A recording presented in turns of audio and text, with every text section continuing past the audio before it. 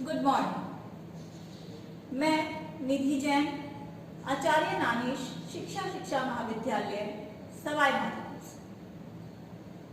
पिछली क्लास में हमने टैगोर द्वारा दिया गया शिक्षा का अर्थ, शिक्षा के सिद्धांत और विभिन्न शिक्षण पद्धतियों का अध्ययन किया। आज की क्लास में हम अध्ययन करेंगे टैगोर का शिक्षा के क्षेत्र में क्या योगदान है, उसके बारे में।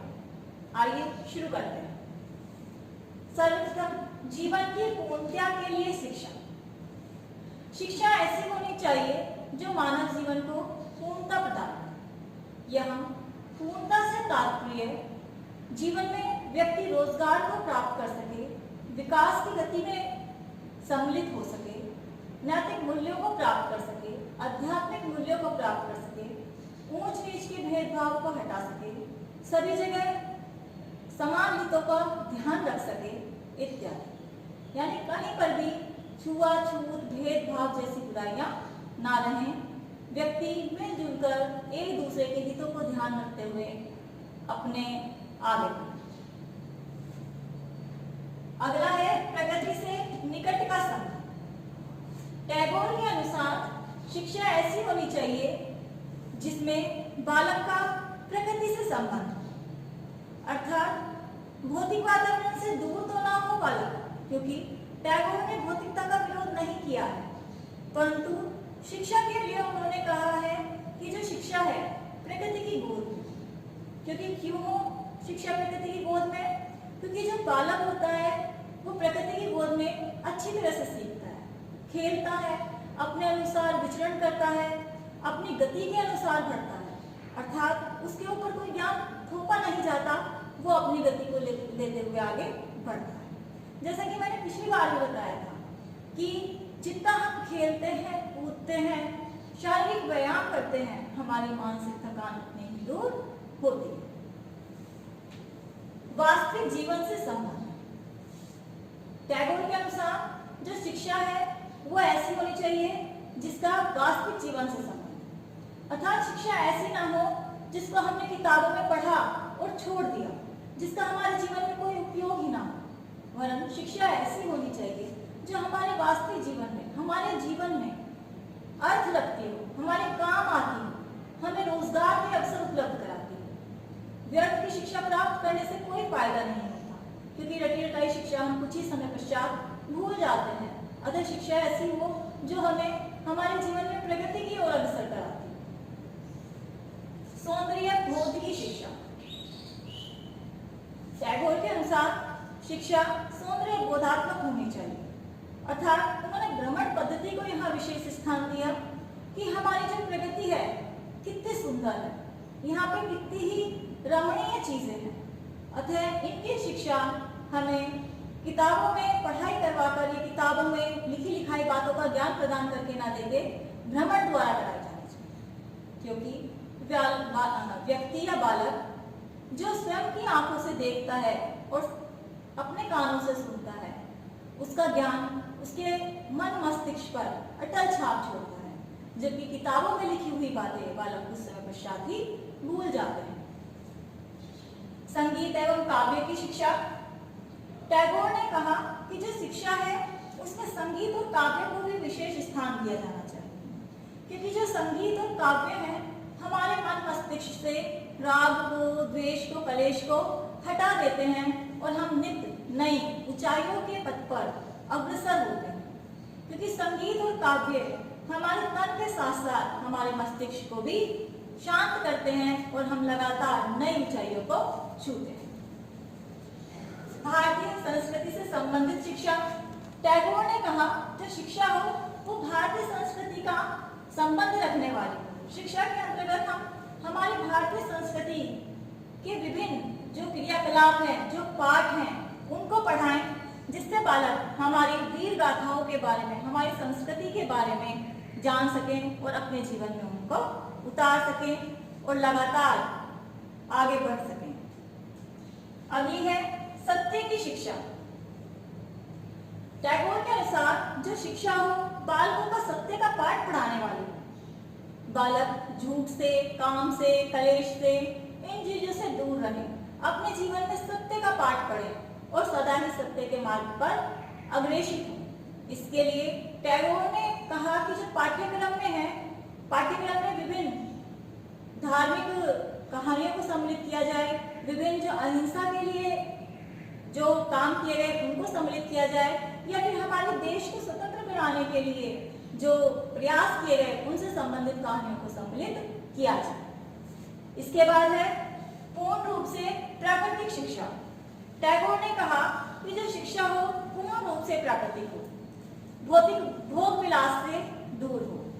बालक को खेलने कूदने के तो अवसर प्रदान किए जाएं, परंतु उसको भौतिक विलास से पढ़ाई के समय दूर रखा जाए, जिससे कि बालक का मन भटके ना और वो अपना मन लगातार पढ़ाई में लगाकर निरंतर अग्रसर हो सके। अगला है बालक की स्वाभाविक परिस्थितियों के अनुसार शिक्षा।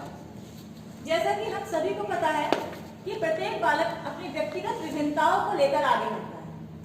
हम सभी जानते हैं कि जो हमारी बुद्धि लब्धि है वो दूसरों की बुद्धि लब्धि जैसी नहीं है। हम सभी ने देखा है कि एक कक्षा में प्राय कुछ उच्च बुद्धि वाले छात्र भी होते हैं, कुछ सामान्य बुद्धि वाले भी होते हैं और कुछ निम्न बुद्धि वाले भी। तो प्रत्येक बालक को जैसी उसकी परिस्थिति है, जैसी उसकी बुद्धि लब्धि है, उसी के अनुसार आगे बढ़ने के और सीखने के अवसर प्रदान किए जाने चाहिए, ना कि उसके ऊपर ज्ञान को थोपकर उसकी विकास की गति को मंद कर देना चाहिए। अतः एक सच्चा शिक्षक वही होता है जो बालक की व्यक्तिगत विभिन्नताओं को ध्यान में रखकर शिक्षा प्रदान करता है। आगे देखते हैं रटंत्र प्रणाली के विरुद्ध शिक्षा। टैगोर ने कहा जो शिक्षा है वो रटंत्र प्रणाली के विरुद्ध, क्योंकि रटी रटाई शिक्षा कभी भी हमें याद नहीं रहती और ना ही हमारे आने वाले जीवन में काम आती है। इसीलिए टैगोर ने अपने आश्रम में किसी भी ना किसी हस्तकारी की शिक्षा देने की व्यवस्था की, जिससे सभी बालक कोई ना कोई ऐसी शिक्षा प्रदान कर सके जो जीविका प्रदान या जीविका के साधन प्रदान करने वाले। टैगोर ने सैद्धांतिक शिक्षा के साथ साथ व्यवहारिक शिक्षा के ऊपर बल दिया। बालक की स्वतंत्रता को स्थान। टैगोर ने बालक की स्वतंत्रता को स्थान दिया। उन्होंने कहा कि प्रत्येक अध्यापक को अपने बालक जो अपने कक्षा में विद्यार्थी हैं उनको बोलने का अवसर प्रदान करना चाहिए, ना कि ये कि स्वयं बोला और बच्चों को कहा, डांट डपट कर बोल दिया कि नहीं लिखो। ऐसा नहीं होना चाहिए। बालक जो कुछ कह रहे हैं उसे सुने शिक्षक और जहां तक संभव हो सके उनकी बातों का यथोचित उत्तर दें। यदि शिक्षक बालक को डांटेंगे, डपटेंगे, उनकी बातों का अच्छा उत्तर नहीं देंगे तो बालक के मन में विभिन्न भ्रांतियां उत्पन्न हो सकती हैं। ये भ्रांतियां पढ़ाई को लेकर भी हो सकती हैं और शिक्षक को लेकर भी हो सकती है। बालक का ये भी सोच सकते हैं कि शिक्षक प्राय ये इस टॉपिक के ऊपर ज्ञान नहीं रखते। तो अतः शिक्षक को चाहिए कि बालक के सभी प्रश्नों के उत्तर अच्छे से देने का प्रयास करें। विलासिता का विरोध करने वाली शिक्षा। टैगोर ने विलासिता का विरोध करने वाली शिक्षा पर बल दिया। उन्होंने कहा कि जब शिक्षा की बात आए तो भौतिक भोग विलास को शिक्षा से दूर रखा जाए। वो भौतिक भोग विलास के ऐसा नहीं पक्षधर नहीं थे, परंतु जब शिक्षा की बात आती थी तो वो चाहते थे कि बालक पूर्ण रूप से भारतीय संस्कृति की और प्राकृतिक वातावरण के अनुसार शिक्षा प्राप्त करे, जिससे बालक में नैतिक मूल्य, आध्यात्मिक मूल्य, चारित्रिक मूल्य का विकास हो सके और बालक अपने चरित्र का सर्वगुण संपन्न विकास कर सके। अगला है नवीनता एवं मौलिकता को महत्व। टैगोर ने कहा कि शिक्षा में नवीनता एवं मौलिकता को स्थान दिया जाना चाहिए। ऐसा नहीं कि जो बना बनाया पाठ्यक्रम शुरू से चला आ रहा है हम उसी को ही पढ़ते रहें, बल्कि जो हमारे लिए उपयोगी तथ्य हैं हम उन्हीं को पाठ्यक्रम में सम्मिलित करें और जो अनुपयोगी तथ्य हैं उन्हें पाठ्यक्रम से हम हटा दें। छात्रों के विचारों में नवीनता लाने के लिए उन्हें रचनात्मक प्रवृत्तियों की ओर अग्रसर करना चाहिए, नई नई चीजें बनाने के लिए देनी चाहिए, प्रोजेक्ट वर्क देने चाहिए इत्यादि। शिक्षक का महत्वपूर्ण स्थान। टैगोर ने कहा कि शिक्षा में शिक्षक का महत्वपूर्ण स्थान होना चाहिए, क्योंकि यदि शिक्षक का स्थान महत्वपूर्ण नहीं होगा और अब शिष्य अपने शिक्षक का आदर नहीं करेंगे तो वह सच्ची शिक्षा प्राप्त नहीं कर पाएंगे। अतः सच्ची शिक्षा प्राप्त करने के लिए प्रत्येक विद्यार्थी को अपने गुरु का आदर करना चाहिए और गुरु की बातों को मानना चाहिए, तभी विद्यार्थी सही अर्थों में शिक्षा ग्रहण कर पाएंगे।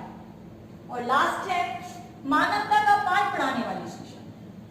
टैगोर के अनुसार शिक्षा ऐसी होनी चाहिए जो बालकों को मानवता का पाठ पढ़ाए। मानवता से तात्पर्य सत्य, अहिंसा, भाईचारा, भेदभाव को हटाना, मिलजुल कर रहना, एकता की भावना जागृत करना, छुआछूत की जो ये बीमारी है इसको हटाना, कि लोग कहते हैं कि मैं ऊंची जाति का, नीची जाति की, इस प्रथा को हटाना, जो विभिन्न रूढ़िवादिताएं हैं उनको हमारे देश से हटाना। तो हम अब आप सभी ने देखा कि जो टैगोर का शिक्षा में योगदान है। अब हम अगले नेक्स्ट वीडियो में मिलेंगे या नेक्स्ट क्लास में मिलेंगे। धन्यवाद।